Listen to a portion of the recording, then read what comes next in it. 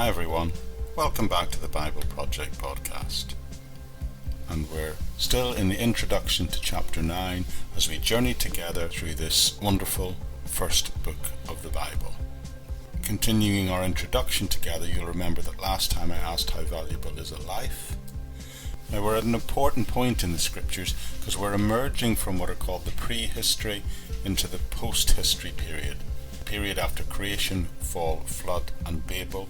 So it's important that we just stop and reassess and go back to some very basic understanding of what the Bible teaches and what it says before moving to this next phase of the book of Genesis, which is why I paused last time and asked the question, how valuable is a life? But before moving into the actual text, I think I need to ask a second question is, as Christians, what do we believe defines a person? Now I'd remind you that the transcript for all these talks is available in any of the episode notes section on the audio version of this podcast, no matter where you're getting it from. So what defines a personhood? What makes personhood? I bet you think you know a person when you see one.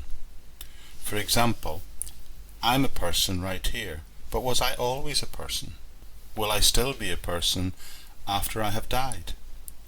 Ludwig van Beethoven, was he a person and is he still a person today? What about Martin Luther King or even Freddie Mercury? Are they still people? Interesting, isn't it? But then that opens up the whole question, what about a 9-month-old baby? Is that a person? And if that is, what about a fetus in the mother's womb? What about fictional characters? What about Mr. Darcy in Pride and Prejudice? Would you say that he's a person? What about figures in literature that we recognise have character and personhood, but are they persons? And in this day and age, the whole idea of artificial intelligence comes up before us. Is Alexa or Cortana, are they people? Do any of those have personhood? What if you found out that I wasn't a real human being? I was just a very sophisticated robot with a voice created by artificial intelligence and algorithms to make you feel that you're connecting with a real person. Would I still be a person as long as you, the listener, believed I was a person? You see, to philosophers, personhood is a technical term. To biologists, human is a biological term. You're a human if you have human DNA, and that's it.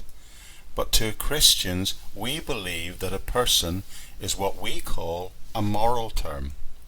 For theologians and most philosophers, persons are beings who are part of what is called the moral community and therefore deserve moral consideration.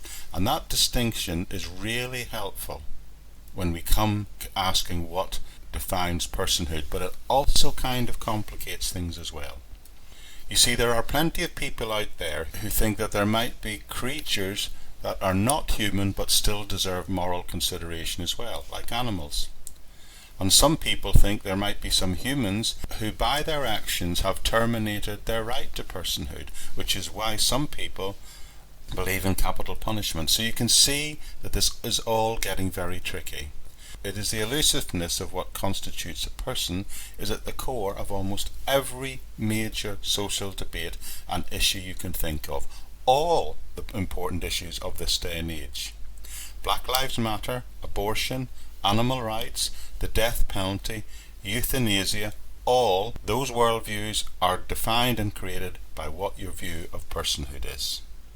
And as Christians, I believe we need to try at some level have an understanding and insight into personhood in order that we might be able to understand how we should see primarily ourselves and others.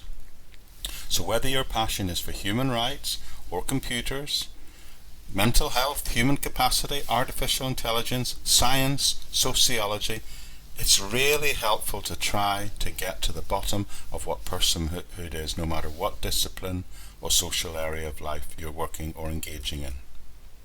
So we'll start by thinking about what constitutes a person. I'd like to ask the question, is Superman a person? I mean, if you encountered Superman on the street, it wouldn't cross your mind in any way, if you were talking to him, that indicates that would make you relate to him in any way other than if he was a person. But remember, if he wasn't a fictional and he was a real character, he's not even human. He comes from this planet Krypton, and he has no human DNA, and he's not affected by the same things as humans are affected by, like kryptonite, which is harmful to him, or like gravity, otherwise he wouldn't be able to fly. So calling him a human is incorrect. But if he really existed and we met him in the street, most of us would relate to him quite naturally as a person, and few, I would imagine, would want to deny him his rights. He may not be human, but he certainly appears to have personality. So the fact that he is this character Superman, standing before us, and he's from another planet, doesn't seem to make a difference to us in a moral sense on how we would relate to him. In fact, for Superman, there are people who love him, like his adopted mother and father in the story on Earth. So to all intents and purposes, even Superman, at least in the way we would relate to him, would appear to be a person. In fact, if anything, Superman in the stories appears to be more of a person than some of his human enemies, his human nemesis that he faces in the stories. Some of his enemies we would feel naturally deserve less moral consideration than Superman himself does. We root for him in the stories to win, because we see more humanity and personhood in him than in that of his enemies. In fact, the reason we emotionally connect with all hero stories, not just from the Marvel and DC comic universe, is that we identify with the superhero's human characteristics. If we go and watch a superhero movie, we are usually inclined to have more moral empathy with the good, which are in effect aliens, than we do with the bad humans. But there are plenty of other candidates for non-human personalities if we try and drag our way back into the real world. What about artificial intelligence? Or what about their representation in the form of HAL in 2001? Or how do you react when you watch Woody and Buzz Lightyear in the Toy Story series? Do they seem to have a non-human form of personality? And it gets even more complicated and nuanced for us when we think about animals, particularly monkeys and the great apes. Does the level of intelligence or the ability to feel pain and emotion grant any creature personhood? If you believe that intelligence or sensory development are the criteria for establishing personhood, then you're probably able to arrive at a point where you believe that fetuses, though clearly human, are not persons. You can even reach a point where humans that exist in human bodies, but in, say, persistent and vegetative state, or those who have experienced a complete and irreversible loss of brain function, you might even reach a point where you consider that they are no longer persons. Maybe, if you held that view, then the elderly and the infirm would gradually lose their personhood as their life went by little. So the question is, are some people able to be human yet not hold on to their personhood?